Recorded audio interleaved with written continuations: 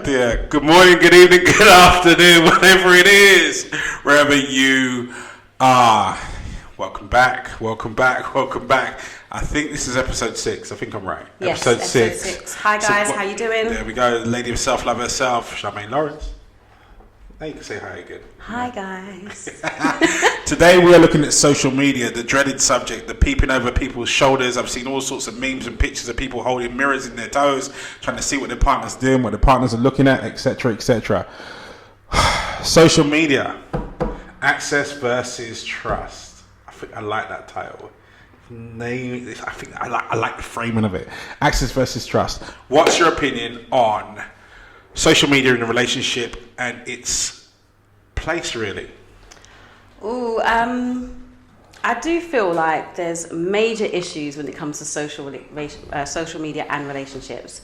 I feel like there's, for me, like transparency is so important, like 100% transparency. Not that your partner needs to know every single aspect of what you're doing and whatever, but I do think there needs to be a form of transparency. The problem with social media is there is no transparency because that's someone's private space. Sliding in the DMs.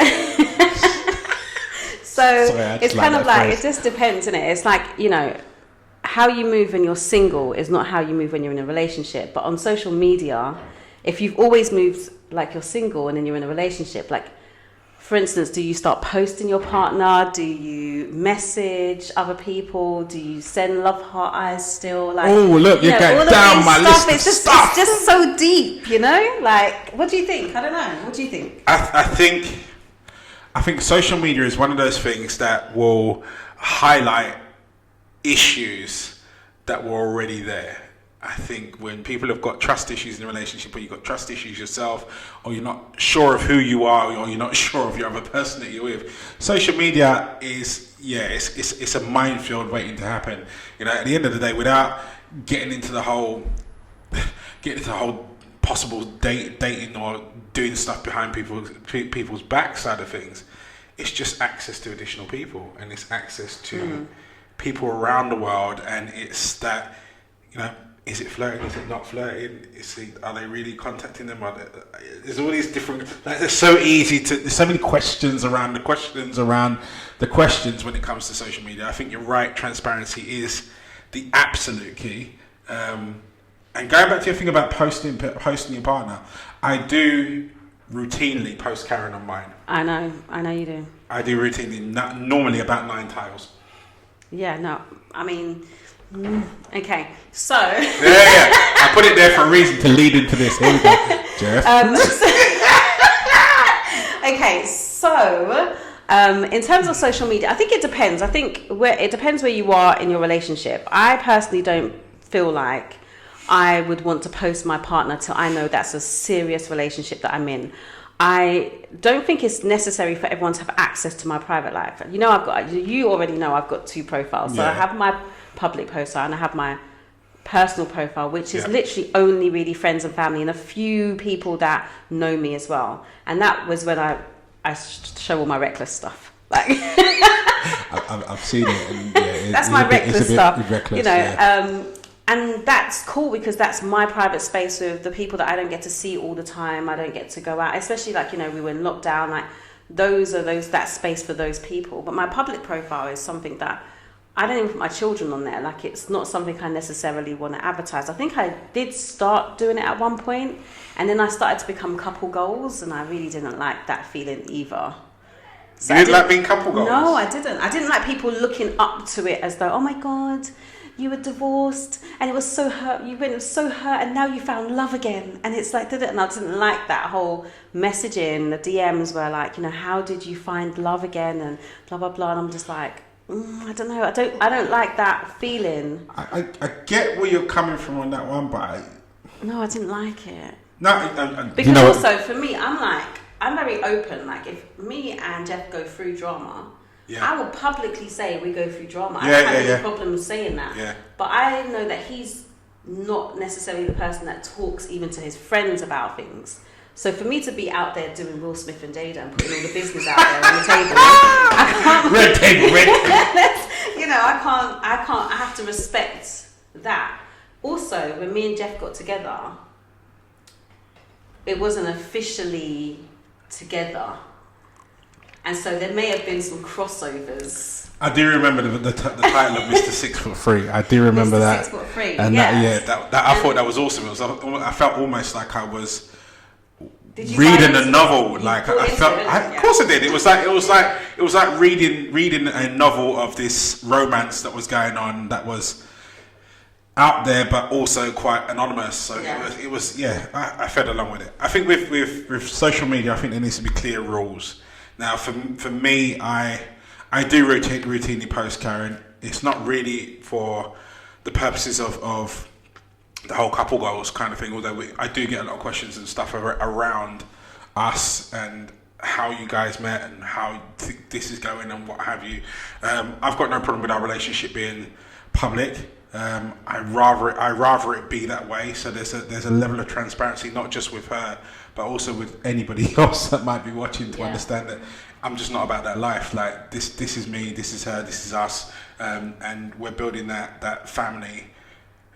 And I suppose I do it also as a almost not even like a beacon, but just to give other people permission to do the same. You know, to understand that you don't have to, keep your private life here and then you're this, that, and the other there, and this, something like you've got to have your own rules. And I suppose whatever rule it is that you have that works for you is great and it works.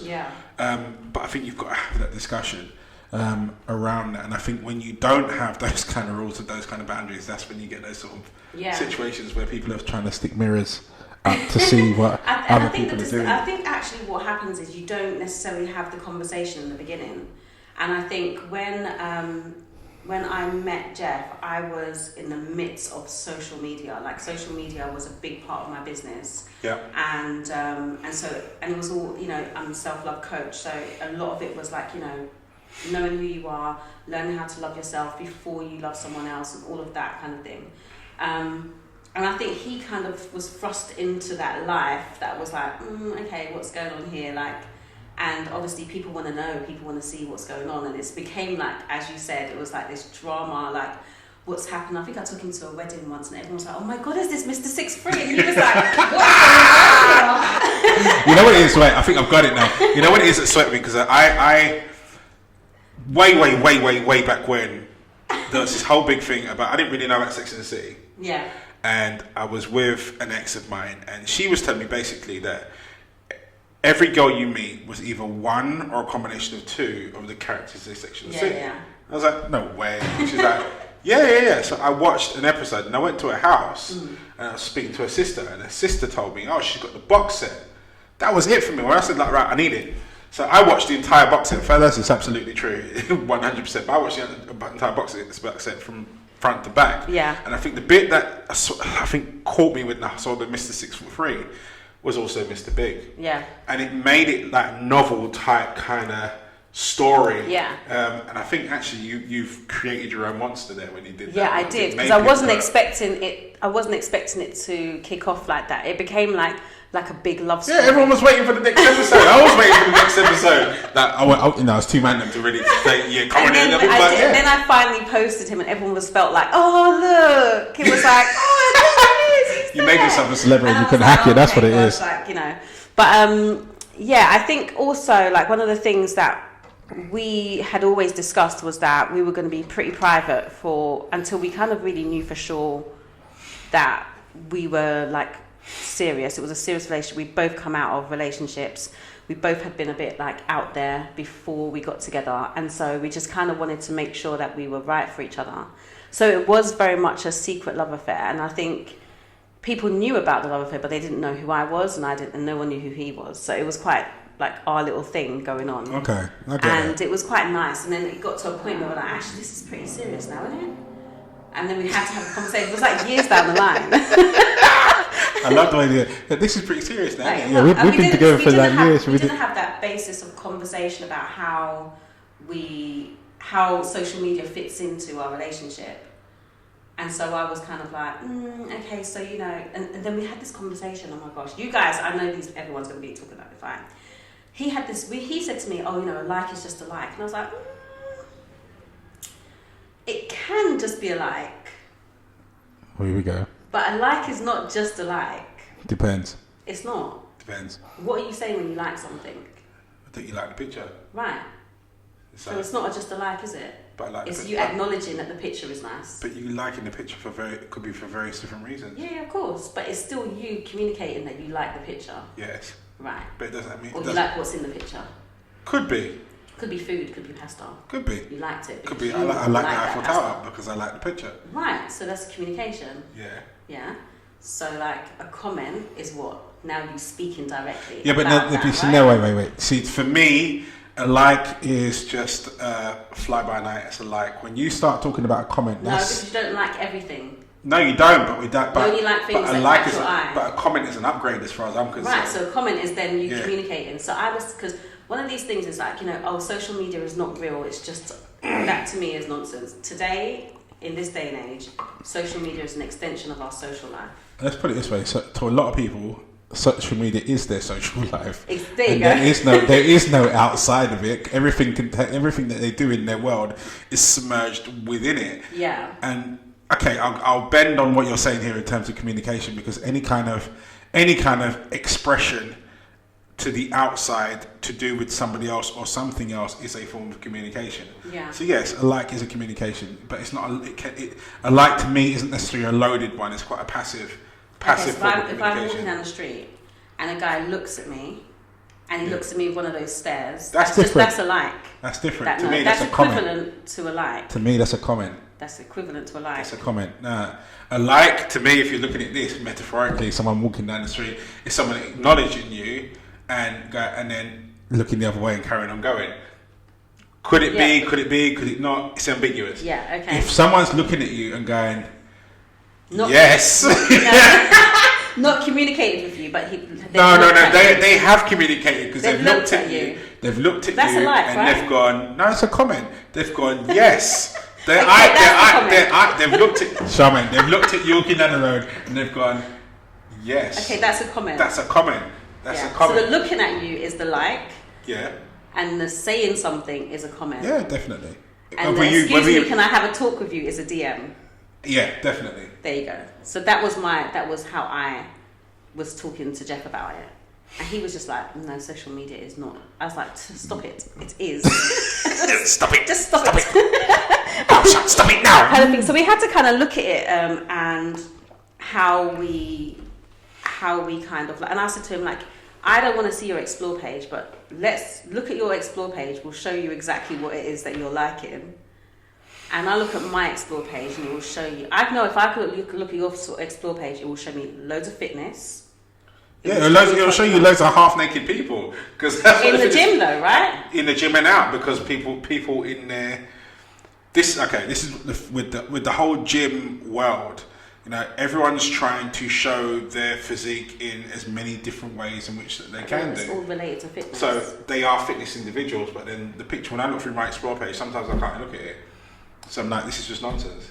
Yeah. It looks like a free website at certain times because people are just out there with stuff, out there, and that's one of the things has made me fall out of love with the fitness industry because it was you follow people for inspiration or this or that, and then in their efforts to attract attention or what have you, then they it elaborates. Which is what I fell out of social media as well with my business, because I talk a lot about self-love, and for me, self-love is not just about I really love myself, and what I started to see translate was because I'm comfortable in a bikini or I'm comfortable in my underwear, that's self-love, and it would hashtag self-love. And for me, it was making people believe that self-love was some external thing that's not what it is. That might be confidence, but that's not self-esteem. No, it's not. That might be you showing confidence because you've got a good body, but actually internally, have you really done the work? And so I fell out of love with social media because we use social media to portray a certain image of ourselves.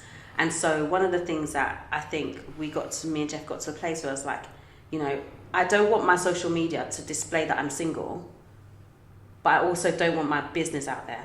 So I would say things like vacation or blah, blah, blah, or I would say that I was with my partner or whatever, but I wouldn't make my business page about my relationship. No.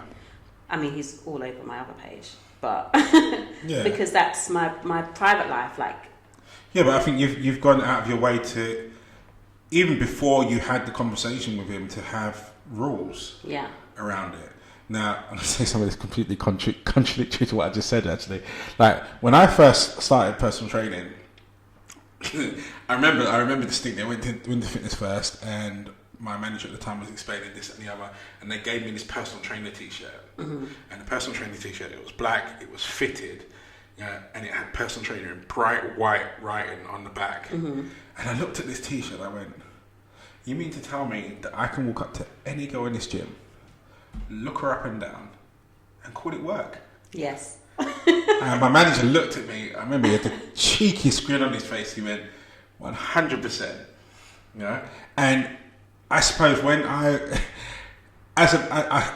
in my previous relationships, I admit that I went onto Instagram and certain other social media bits under the guise of being the PT.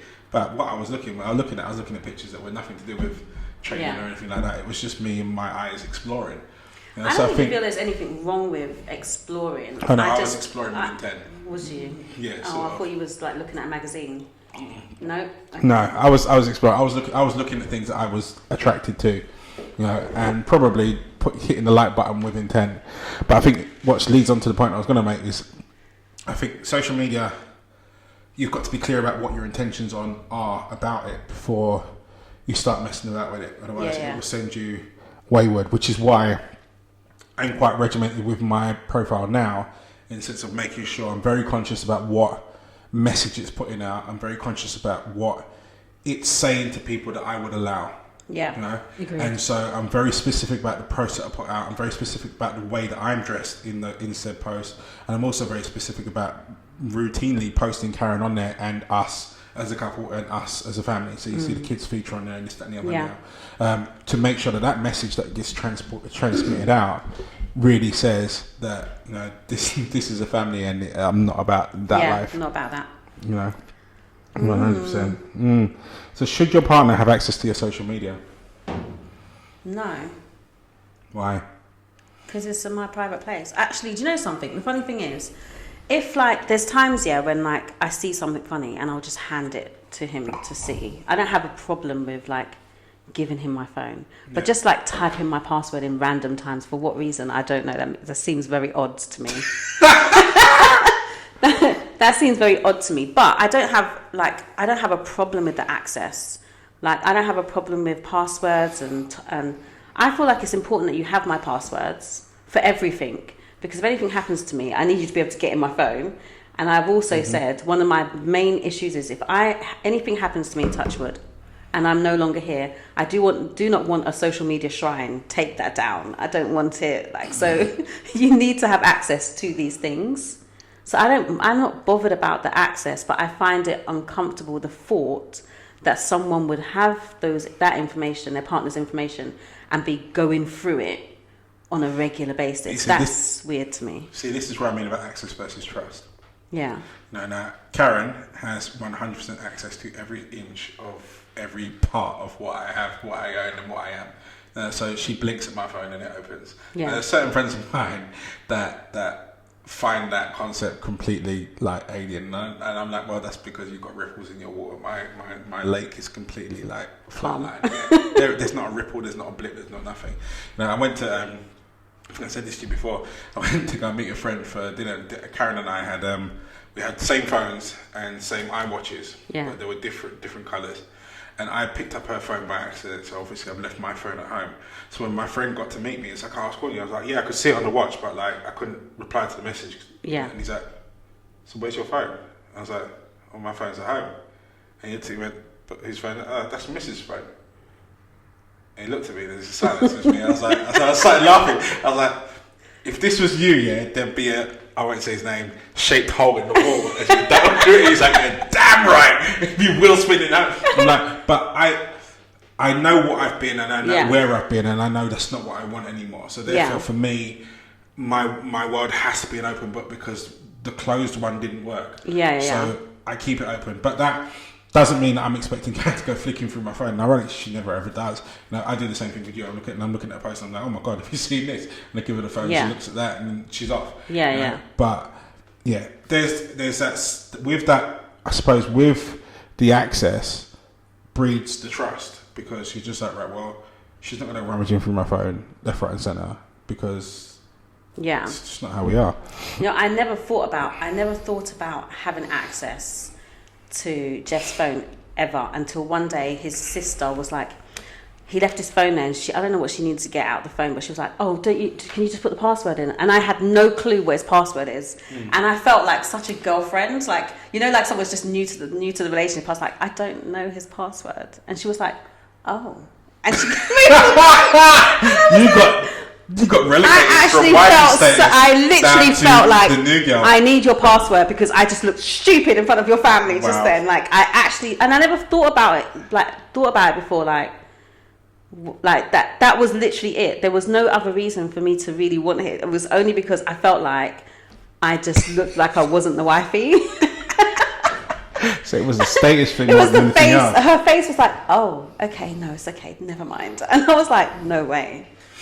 Yeah. So let me ask you this then. So what about communicating with other people online? And we've touched on this, and actually the parameters that you put out before actually kind of set this in motion. So what's allowed to what's not allowed? That was a deep breath. I might have to put a caption on there. She sighs. Any communication that I don't think I can have with my partner present, I don't think I should be having online. I don't think I should have with anyone. If I can't have that conversation with my partner, obviously, unless I'm talking about him. But but you might want to hear the review, like. No, it's not a good idea. It's just not a good idea. Like I remember saying to him one time, like, I have no problem with you looking in the phone, but I don't suggest you look in the group chat because I tell the girls everything. He's like, you see, you couldn't tell me that. The curiosity would bite me. We talk details. I just don't think it's wise. Don't ever look at a woman's group chat. Not because but they just tell the full details of what happens. Right, let's put it this way, to put this in benchmark in the context. From very young, I was schooled by a group of elders that told me there are a couple of places that you never go to as a man. Like, you drop her off, and you wait for it to finish, and you pick her up when you're leaving, and then you go home. The hairdressers. Yeah, it's just like your barbers, though. Barbers is a different thing. I consider the group chat that you're referring to the equivalent of the hairdressers. I wouldn't touch it with a barge pole, but if you mention things like that to me, curiosity would bite me, and I might be tempted to click it. If you tell me, don't then go you'll in be in there. shock horror. Don't go in there. Karen will be giving the details of, well, last night what happened was I was pushed against the wall, and it would be a story you'd be telling it. And that's all right. I'm starting the show. I don't listen. I'll be like, as long as it's not, But anyway, there won't be. But I wouldn't mind. But I get it. I feel like the communication that you have with people online, I don't have a problem if you communicate with people online. I'm happy for Jeff to have conversations online that are platonic friendships. Yeah. I think when there's a hint of flirting, just don't get pulled into that. Like, just don't do it. Like, for me. And I think we actually recently had a conversation about the whole social media thing, and he was just like, I get what you're saying, kind of thing. Like, I think he's always felt like I don't really want people to have access to my woman. Like, I don't want anyone to have access. I want my male friends to have access to you. I don't want female friends to have access to you. Not like that, like, be on your page and whatever. And remember, he's nearly 10 years younger than me. Yeah. So it's kind of like the way they move in their generation is just... Sorry, guys. It's mad. They don't care. I was watching a podcast where the woman said, if a girl posts that her man does all these things for her, I'm legit going to follow him, with the intention that he could do those things for me. I'm telling you, people are just weird. You know what? I will say this in defense of the younger generation in the sense of... I don't defend you guys. When I was the younger generation, I had a very similar conversation with a woman. Do you remember when Choice FM Weekend was going on back in the day? Yeah, so I had a conversation with a young woman at Choice FM Weekend, and she was saying a lot. she was saying a lot about a lot of the things that she would like to do and all the rest of bits and pieces. And I was with someone at the time, and I said to her, look, at some point in time, you're going to find someone, and I hope and pray he does what I'm about to do here today for you. In which case, you turn her down. I said to her, you realise that women like yourselves are your own worst nightmare, because you're quite happy being the other woman because you feel that you've got all the information, the one that's doing the cheating. But then, how can you be that hurt when you're the one that's being cheated on? You're developing your own problem. Like the only way to stop it is for everyone to go, it's not cool. Yeah. And stop. So, yeah, but that I've heard that a lot and experienced it in the past, and it's just I've never really got the logic around it.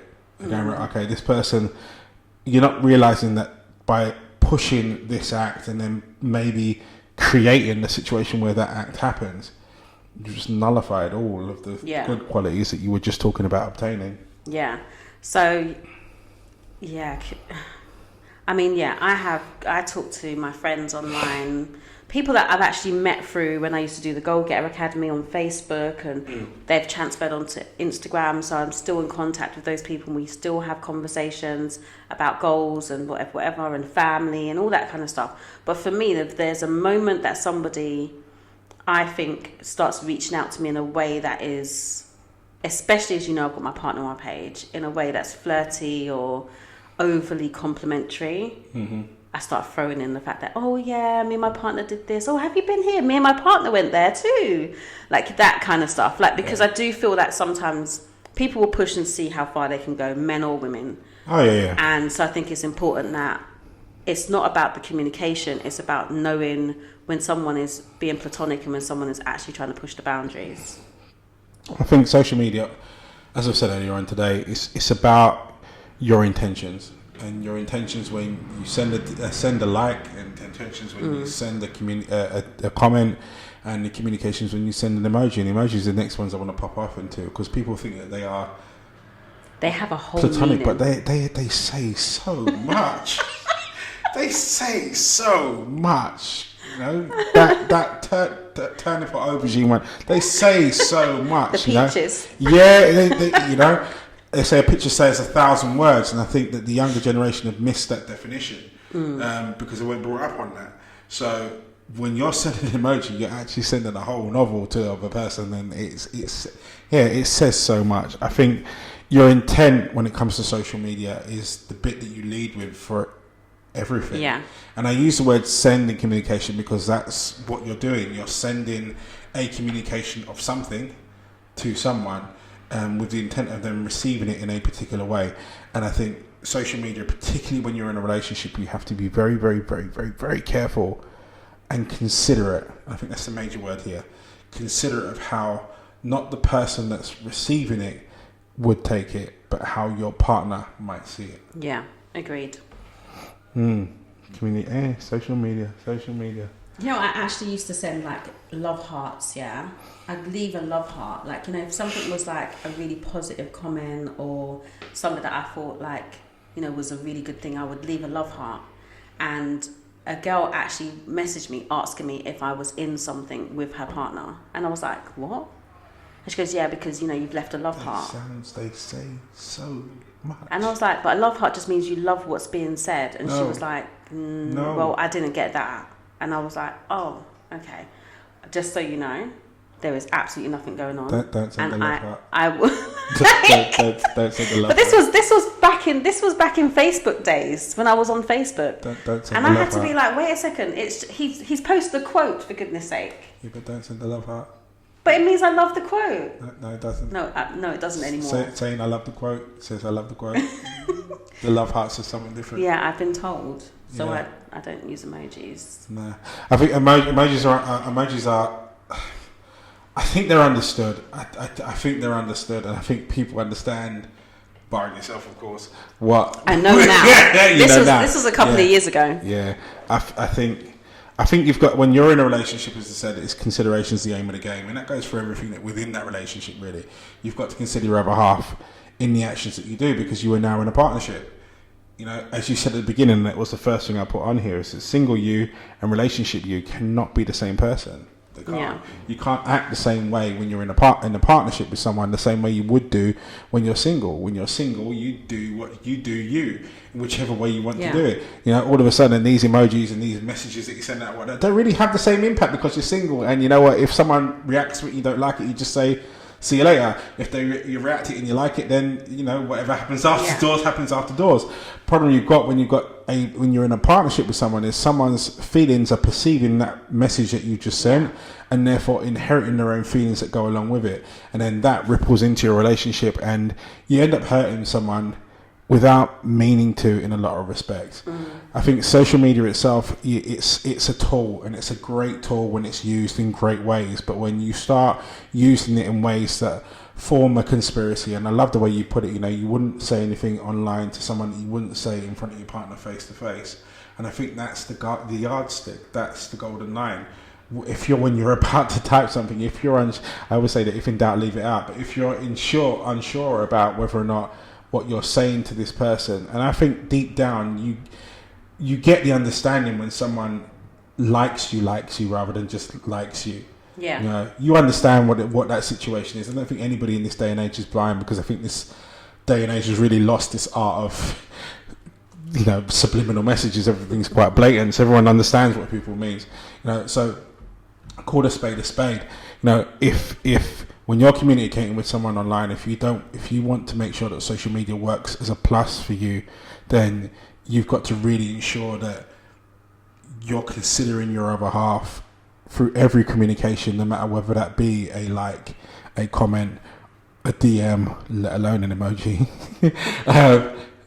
Consideration is the aim of the game, and also intent. Make sure you're coming through from a place of platonic friendship. I love that tone. Platonic friendship.